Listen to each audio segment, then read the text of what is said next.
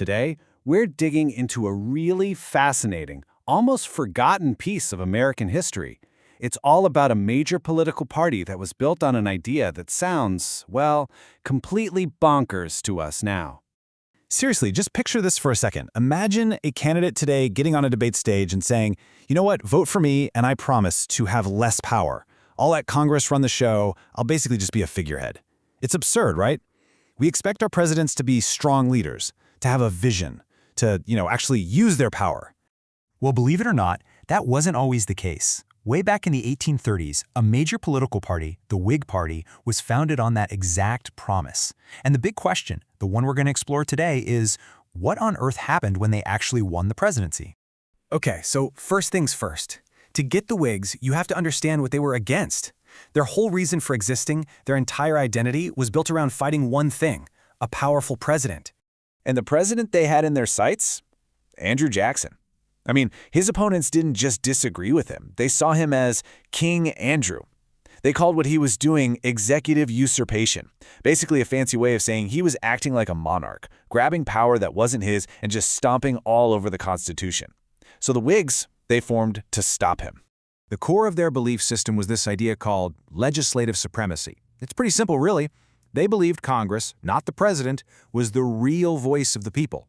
The president's job? It wasn't to lead, it was to be more like a chief administrator, just, carrying out whatever Congress decided. So what you have here are two totally opposite visions for the country, just clashing head-on. On one side, the Whigs are saying, hey, Mr. President, you work for Congress. Only use that veto if a law is flat-out unconstitutional. But on the other side, the Jacksonians are like, no way. The president is the people's champion, a powerful leader who should use the veto as a political weapon. These two ideas, they were just never going to get along. All right, so the Whigs have this super clear, pretty radical idea about reigning in the presidency. But here's where it gets really interesting. What happens when theory meets reality? When they actually get a chance to put their guy in the White House? Turns out, this whole theory got put to the test 4 times. The Whigs managed to get William Henry Harrison, John Tyler, Zachary Taylor, and Millard Fillmore into the Oval Office.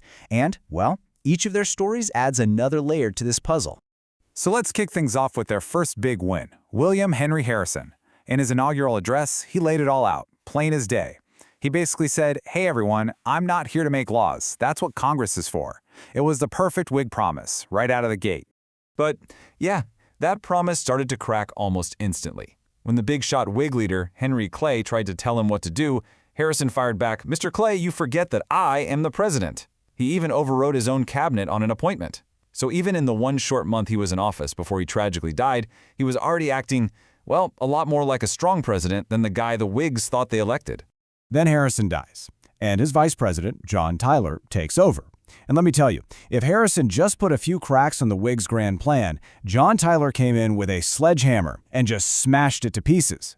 I mean, look at what Tyler did. He vetoed the Whigs' #1 goal, a national bank. And not just once, but twice. His entire cabinet, except for one guy, quit in protest. He started using presidential power with what one historian called positively Jacksonian abandon. Exactly like the guy they hated.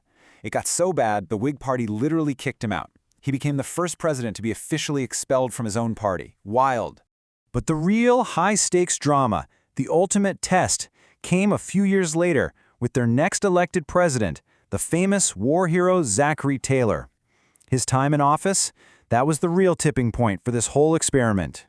And wouldn't you know it, he started out just like Harrison.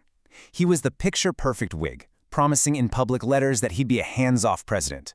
He made it super clear, my personal opinions are not going to get in the way of what Congress wants to do. And then, crisis hits. The U.S. had just acquired all this new territory from the Mexican-American War, and the one question that was tearing the nation apart was hanging over everything. Is slavery going to be allowed in these new lands? And Taylor, who was actually a slave owner himself, surprisingly takes a hard line. He pushes for California and New Mexico to come in as free states. And when he does that, Southern leaders start talking very loudly about leaving the Union. So now you've got a real existential threat to the country. And suddenly, that guy who promised to be a weak, hands-off president, he's gone. Poof. In his place stood a tough, decisive, completely uncompromising commander-in-chief. So when Southern leaders came to him threatening to secede, did he say, oh, let me check with Congress? Nope. He told them flat out that he would personally lead the army against them and hang anyone he caught trying to disrupt the Union. That is not a Whig talking. That is pure, 100% Andrew Jackson-style power. So, what is going on here? Why does this keep happening? Why did every single person elected on a promise to be a weak president immediately turn around and act like a strong one? Well, the answer isn't about the guys themselves. It's about the job. See, it's not that the Whigs were just really bad at picking candidates. The real problem, as historian Jordan T. Cash points out, was with the idea itself. This whole theory of a weak president, it doesn't just clash with politics, it actually clashes with the U.S. Constitution itself. And this one quote really nails it. Presidents do not act like Whigs because the Constitution directs them not to. Think about that. The problem wasn't the person in the chair, it was the design of the chair. The Constitution basically builds a powerful office. It makes the president the head of an independent branch of government. It gives them specific duties and powers that just push whoever's in that role toward taking charge, especially when things go wrong. At the end of the day, the president is the only person elected by the entire country, and when a national crisis hits, the whole system is basically designed to look to them for leadership.